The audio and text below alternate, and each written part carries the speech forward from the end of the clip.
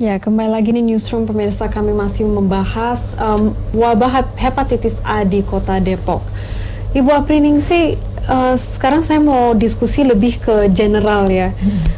Bagaimana Ibu melihat situasi dan fasilitas kesehatan di Indonesia sekarang? Fasilitas kesehatan, situasi. Iya. Yang terkait dengan hepatitis. Iya.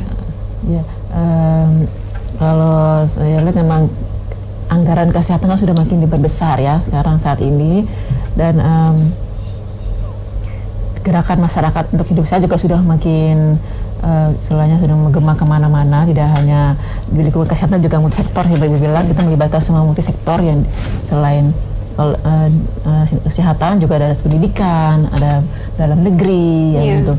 Jadi semua sudah mulai mendukung untuk perbaikan kesehatan, untuk SDM unggul menuju Indonesia maju. Menurut saya sudah mulai bagus, sudah mulai membaik dibandingkan mungkin tahun-tahun dulu anggaran masih kecil ya. Oke, tapi apa yang bisa dilakukan untuk ya membuat fasilitas dan situasi kesehatan Indonesia ini lebih baik? Apakah sudah cukup menurut Bu Apriningsih? Bukan cuman hepatitis A sih, seluruhnya gitu. Iya, iya. Ya, memang kesehatan itu memang kadang-kadang istilahnya masih bukan jadi prioritas pertama ya dibandingkan ekonomi. Nah itu harus tanpa kesehatan itu adalah cuma tidak ada artinya, biasanya seperti itu. Nah, jadi memang upaya yang sudah dilakukan saat ini yang sudah baik juga memang harus lebih ditingkatkan kembali, supaya kesehatan itu menjadi selain di pinggir juga jadi bisa harus utama atau beriringan lah dengan sektor lainnya. Fasilitas yang ada juga sekarang juga sudah mulai ada selain yang untuk promosi kesehatan juga sudah mulai melibatkan penggunaan Android ya, sehingga siswa-siswa juga bisa mengakses informasi dari aplikasi-aplikasi yang sudah banyak dikembangkan Android. Oke, Ibu, tapi apa yang bisa dilakukan pemerintah untuk memprioritaskan kesehatan? Karena tadi Ibu bilang mungkin kesehatan tidak diprioritaskan ya dibanding ekonomi atau politik gitu.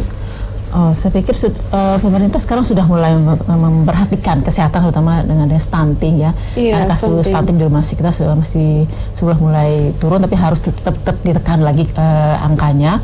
Jadi memang saya pikir pemerintah sudah mulai memperhatikan itu dari gizi, kesehatan anak, ibu dan anak ya, untuk sebagai indikator dari majunya suatu negara.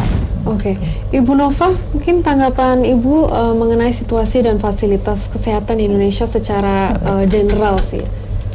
Kalau menurut saya untuk meningkatkan derajat kesehatan masyarakat itu lebih ke arah bagaimana kita memperbaiki lingkungan dan perilaku. Jadi karena menurut teori Bloom ya, untuk meningkatkan derajat kesehatan 40% dari lingkungan, 30% dari perilaku. Nah, untuk pelayanan kesehatan sendiri cuma hanya 20%. Jadi artinya memang seperti arahan Pak Menteri ya, Menteri Kesehatan, bahwa kita harus lebih meningkatkan promotif dan preventif gitu. Jadi dengan promotif dan preventif itulah cakupan untuk meningkatkan derajat kesehatan masyarakat lebih tinggi gitu loh. 70% gitu, kalau dibandingkan kita cuma meningkatkan pelayanan kesehatan yang lebih seperti apa gitu, itu cuma daya ungkitnya 20%. Gitu. Oke, 20% itu maksudnya apa, Bu? Artinya dari kalau kita mau meningkatkan derajat kesehatan masyarakat, itu kan 40% dari lingkungan ya, bagaimana kita memperbaiki kesehatan lingkungan, kemudian perilaku hidup bersih dan sehat. Nah itu 30%. Jadi kalau kita lebih ke arah fokus promotif preventif, jadi bagaimana kita memperbaiki lingkungan kita, memperbaiki perilaku kita, itu udah 70% dalam meningkatkan derajat kesehatan gitu loh. Jadi dan biayanya juga lebih murah karena kan kita mengajak partisipasi masyarakat gitu. Seperti tadi gerakan masyarakat hidup sehat.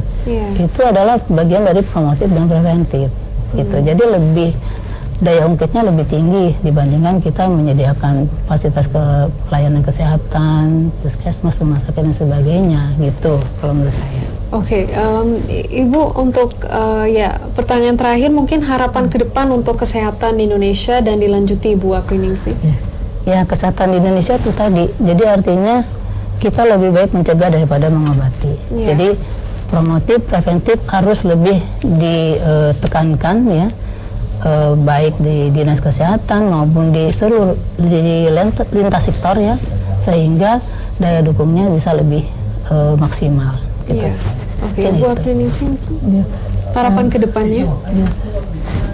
Dalam rencana strategi juga sudah dicanangkan bahwa pemerintah akan menekankan pada promotif preventif, proporsi lebih besar dibandingkan promotif dan rehabilitatif, karena memang itu adalah mencegah lebih baik daripada mengobati, dan biaya juga lebih efisien, dan kita dibutuhkan kesadaran dari masyarakat sendiri untuk bisa berperilaku hidup sehat, dan saya harap harapan saya pemerintah terus menggalakkan promosi ini.